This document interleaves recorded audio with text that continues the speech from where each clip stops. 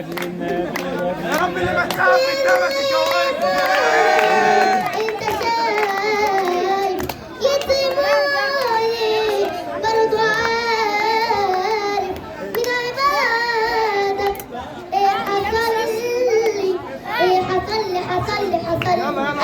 بجاه النبي تكرم عبيدك والنبي لاجل النبي